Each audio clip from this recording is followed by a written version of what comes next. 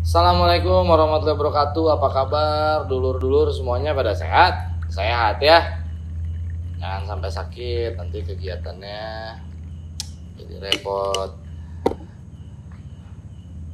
Mudah-mudahan mah semua sehat lah, pokoknya yang penting jangan lupa dikopiin biar sehat.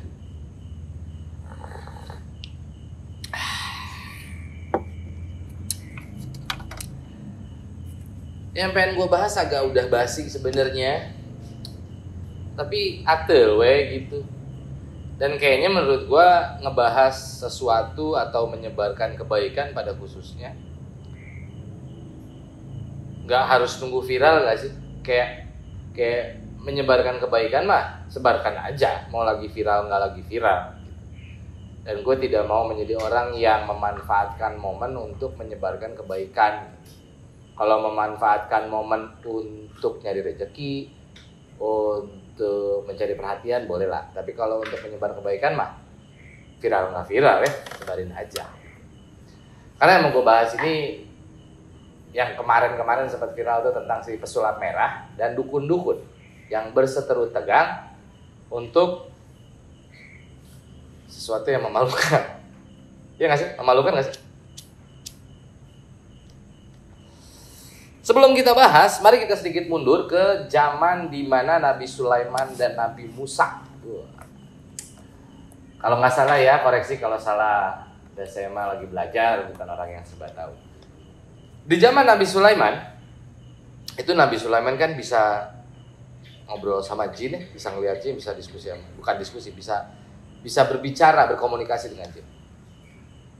Nabi Sulaiman tuh sempat bikin kayak challenge gitu, kalau di zaman sekarang tuh kayak challenge ke para jin.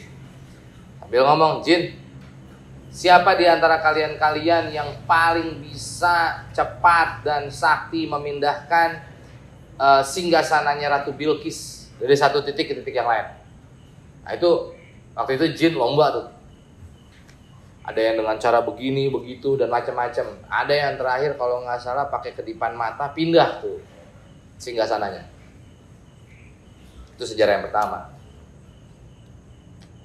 Sejarah yang kedua, itu waktu zaman Nabi Musa. Di zaman Nabi Musa kan banyak penyihir-penyihir yang mengaku sakti.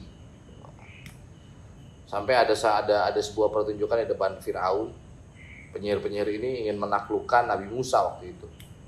Dibilang bahwa Nabi Musa ini culun, nggak hebat gitu, biasa aja, nggak sakti dia. Akhirnya dia melakukan sebuah trik, yang trik itu menghasilkan mengeluarkan ular-ular. Nah kala itu Nabi Musa cuma bawa tongkat. Atas perintah Allah, atas izin Allah, tongkatnya disuruh ditaruh. Kemudian Nabi Musa berdoa dan tongkatnya berubah menjadi ular. Terus ularnya para penyihir itu dimakan-makanin sama ularnya Nabi Musa, dan kemudian ular itu kembali lagi ke tongkat, ke wujud awal. Dari sejarah ini ada dua yang bisa kita pelajarin. Yang pertama, itu nggak ngeh ya. Kalau gue ya ngutip ilmunya tuh, Allah menciptakan manusia itu udah paling sempurna. Jadi buat apa kita bersekutu dengan jin? Karena kelihatan sesakti-saktinya jin, Nabi Sulaiman jauh lebih sakti. Karena nggak harus pakai ilmu apa-apa, nggak harus pakai tenaga, cuma tinggal pakai nantang doang. Itu singgasana pindah. Nih kalau dijadiin kayak gambaran lucunya, kayak gue pengen pindah rumah nih. Pengen pindah rumah gimana caranya ya? Tapi gue malas gerak gitu. Bikin challenge, jin yang ngerjain, rumahnya pindah. Jadi paling sakti di atas kesaktian para makhluk-makhluk itu adalah akal yang Allah titipkan kepada manusia. Kagak pakai ilmu, kagak pakai betapa, kagak pakai apa-apa gitu ya. Itu kalau gue ngutip dari ceritanya Nabi Sulaiman. Kalau ceritanya Nabi Musa, waktu itu Nabi Musa ditantang, dan tantangannya sudah keterlaluan, kemudian diperlihatkan oleh Nabi Musa. Dan yang gue kutip dari situ adalah Nabi Musa nggak jumawa gitu, nggak yang terus gua sakti nih gitu, enggak. Nabi Musa melakukan itu dengan kesadaran yang cukup besar sekali bahwa mukjizat yang ada pada Nabi Musa itu adalah sebuah titipan, yang itu pada dasarnya adalah mukjizatnya Allah, kekuatannya Allah, kehendaknya Allah, untuk memperlihatkan bahwa tidak ada kekuatan yang jauh lebih besar daripada Allah. Dan di saat kita sebagai makhluk ciptaan Allah dititipkan, diamanahkan kekuatan itu atau mukjizat itu, kita tuh kayaknya nggak ada pantas-pantasnya jumawa gitu, nggak ada pantas-pantasnya sombong, apalagi nantang-nantang. Nah, kalau ngobrolin si cerita ini ya, si pesulap merah sama para dukun-dukun yang lagi berseteru tegang ini, gue agak concernnya ke si para dukunnya. Tapi kita bahas dulu sedikit pesulap merah. Kalau yang gue tangkap, niatannya pesulap merah itu adalah membongkar orang-orang yang menggunakan trik untuk memperdaya manusia-manusia yang lain biar ketipu, kemudian bayar dan lain-lain, padahal itu semua trik, bukan sebuah kesaktian. Tapi sorry, bukan gue mendiskreditkan satu pihak atau menyudut kepada satu pihak, tapi kebetulan memang di satu pihak ini yang menarik perhatian gue. Yang pertama, gue melihat kayaknya mereka jumawa banget gitu, kayak pengen ngasih lihat nih gue sakti nih gitu, gue kebal, gue tekbal. Ada sampai salah satu narsumnya itu yang dari pihak para dukun ini manggil orang terus dibacok-bacokin, nggak mempan lihat gini. Kalau yang gue tahu ya itu teh kayak ilmu debus ya, kan ada ya ilmu debus kayak gitu. Tapi yang melakukan ilmu debus aja nggak sejumawa itu bro. Santai aja dilakukan di saat ada pertunjukan aja gitu. Ya dengan alasan untuk mempertahankan budaya. Ini masalah sepakat tidak sepakat masing-masing ya. Gue bukan bicara itunya, tapi ada attitude yang berbeda gitu. Dimana yang satu memperlihatkan itu karena ini adalah sebuah suguhan tontonan dari budaya yang pernah ada. Ini pernah ada di Indonesia yang kayak begini, dan itu masih ada yang melestarikan. Kalau ada yang bilang ini dosa, ini tidak dosa, ini syirik, ini musyrik atau tidak, itu masing-masing menurut gue. Gue juga bukan mau ngebahas itunya, tapi attitude-nya. Mereka melakukan itu bukan untuk menyombongkan diri. Tapi di sisi yang ini, yang lu ngerti kan maksud gue kemana? Itu kayak nyombongin gitu, sakti nih gua nih.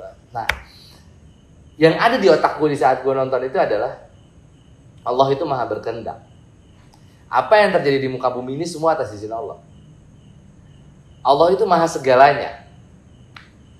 Belakangan anak-anak sekarang suka ngomong, suka nyeletuk keluar kalimat Allah tuh maha ngeprank loh, gitu. Suka bercanda gitu. Allah juga bercandain umatnya, mungkin dengan memberi ujian atau.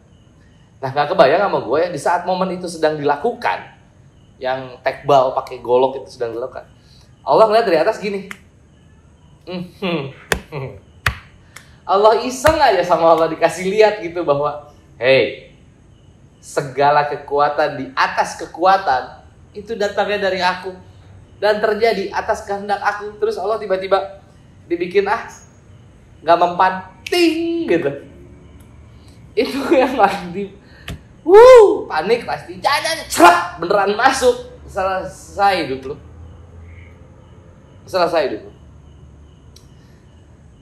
Dan gua nontonnya makin kesini makin linu gitu, ngeliatnya makin malu.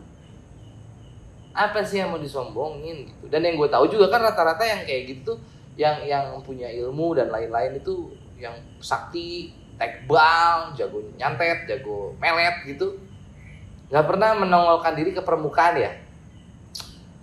Dan dari semua ini, gue jadi terpikir gini, sebentar, ini kok jadi kayak balik ke zaman jahiliyah ya? Literally balik lagi ke zaman jahiliyah. Dimana di zaman itu, mungkin lebih gambaran yang paling dekatnya di zaman Nabi Musa kali ya? Iya gak sih? Ya li ya? Zaman Nabi Musa ya li ya? Penyihir-penyihir tuh show off gitu. Kayak pengen diakui keberadaannya gitu.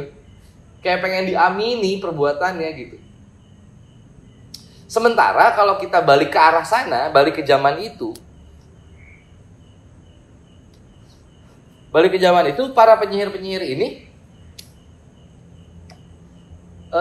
dianggap sesat karena ada yang trik, artinya menipu, ada yang bersekutu dengan jin, bersekutu dengan makhluk Allah yang lain, dan ini jelas musyrik, menduakan Tuhan gitu, syirik. Allah nggak suka itu, maka Allah turunkan ayatnya, mukjizat-mukjizatnya melalui Nabi dan Rasulullah dan lain-lain untuk meluruskan itu, untuk memperbaiki itu. Nggak boleh kayak begitu. Koreksi kalau salah, bahkan katanya juga kalau nggak salah di momen-momen itu tuh Allah menutup pintu untuk kerjasama antara manusia dengan jin, supaya nggak ada lagi begini-beginian, supaya tidak ada lagi tersesatan, dilarang sama Allah. Kalau nggak salah ya, koreksi kalau gue salah, mungkin salah. Tapi intinya yang pasti Allah waktu itu benar-benar merapihkan ini melalui umat Islam, Nabi, Rasulullah, supaya lu kalau butuh kekuatan, lu butuh apapun, mintanya sama gue, kata Allah gitu. Kan gue nih yang ada gitu. Kekuatan di atas segala kekuatan ada di gue. Yang Islam Allah, yang non-Islam juga pasti punya keyakinan, punya ajaran yang sama dalam keyakinannya gitu, bahwa Tuhan itu maha segala-galanya. Dan apapun yang terjadi di muka bumi ini atas izin Allah, atas kehendak Allah. Ada orang yang bersekutu dengan jin pengen nyantet si A, terjadi. Gue meyakini itu atas izin Allah. Mungkin Allah mau menegur si fulan yang lagi disantet. Ini anak gak pernah ingat sama gue, gak pernah sholat sama gue, gak pernah berdoa kepada gue. Ada orang yang syirik sama Allah, dibiarin itu terjadi. Bukan mendukung yang nyantet, tapi mungkin sedang menegur yang disantet gitu. Iya gak sih? Zaman udah modern gitu. Nyawa pembunuh bayaran buat gue itu lebih terhormat daripada nyantet. Nyantet tuh ngumpet-ngumpet. Ngumpet-ngumpetnya lebih ngumpet-ngumpet gitu. Ada lagi yang melet nih, melet. Bukan melet dadar, bukan ya. Melet, bikin orang jadi suka, jadi jatuh cinta sama kita gitu. Bro, lu inget film Aladdin gak? Aladdin waktu jatuh cinta sama permaisuri yang dia lakukan, itu bukan membuat permaisuri jatuh cinta sama dia, tapi dia minta harta kepada jinnya supaya dia kaya, karena kalau udah kaya, itu perempuan bisa dia kawinin. Ya, jadi kalau jatuh cinta sama cewek bukan melet, kerja. Soleh bener deh lu ah. Serius gue nontonnya malu gitu, malu. Karena udah menjadi tontonan yang akhirnya juga bahan tertawaan, bahan bulian. Bahkan ada salah satu pelakunya juga akhirnya mengklarifikasi, berubah sisi gitu, yang tadinya ada di pihak A jadi pindah ke pihak B. Beberapa cara-caranya sudah terbukti itu adalah trik dan maksa banget pengen diakui. Dan dari semua ini buat gue yang paling pentingnya adalah kita. Yang harus paling kita kutip dari cerita ini sebenarnya bukan membenarkan mereka, ya sudah itu urusan mereka juga gitu. Gue emang gak ada kepentingan apa-apa. Mereka berubah, alhamdulillah. Mereka tidak berubah, ya itu urusan mereka. Tapi kita yang jadi penonton di sini, mari kita sama-sama sadari bahwa sepertinya memang zaman sudah kembali ke zaman jahiliyah. Jadi kayaknya sudah tepat untuk ayo kita berbondong-bondong menjadi manusia yang diciptakan oleh Allah, yang seharusnya seperti apa manusia. Mari kita menjadi manusia yang seharusnya bergantung kepada Sang Pencipta, bukan bergantung kepada makhluk ciptaan. Karena terkadang hal itu terjadi pada diri kita, baik kita sadar ataupun tidak sadar. Ya nggak sih? Ketemu ada orang, kayaknya kamu sedang ini begini. Sakti banget gitu. Bisa begitu tuh sakti banget. Sementara Allah udah ngasih banyak solusi, Allah udah ngasih banyak cara supaya kita bisa menjalani kehidupan dengan baik, supaya kita bisa menjalani kehidupan dengan benar. Maka jalanilah dengan baik dan benar. Seperti apa yang Allah perintahkan dan Rasulullah ajarkan untuk yang Islam. Untuk yang non-Islam ya monggo. Di ajaran kalian juga pasti diajarkan hal yang sama. Ya. Jadi gitu ya. Intinya mah buat kita lah, mari kita perhatikan bahwa zaman sudah sebegitunya. Yang udah punya anak, mari kita didik anak dengan edukasi yang benar dan baik supaya nggak kayak gitu. Kalau orang tuanya, nggak usah orang tuanya masih ada, keluarganya, saudaranya masih ada juga pasti malu ngelihat saudaranya kelakuannya kayak gitu di sosial media, di media-media. Dan kalaupun boleh sedikit berpesan, hati-hatilah. Takutnya Allah bercanda, yang tadinya tekbal jadi kagak tekbal, udah dibikin malu. Inti apa ya, kadang-kadang ya istilahnya, kadang-kadang itu. Ada.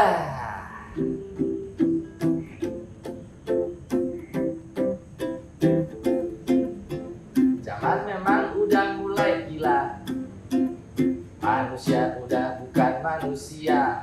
merasa paling hebat di atas segalanya. Mereka lupa bahwa ada Sang Pencipta. Merasa bangga bisa kasih makan kepada makhluk yang sesungguhnya diciptakan. Sehingga dia lupa bahwa makanan datangnya dari Sang Pencipta. Ada apa?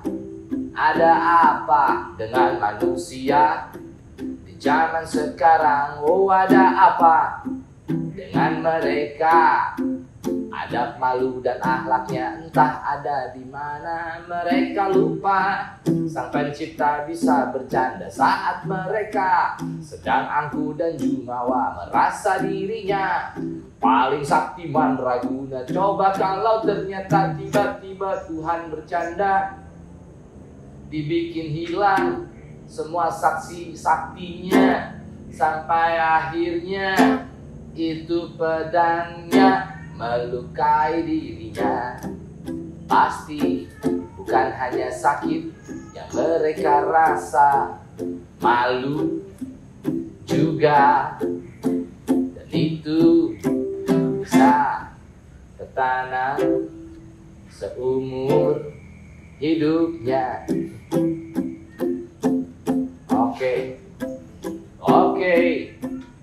Oke, segini aja lagunya. Oke,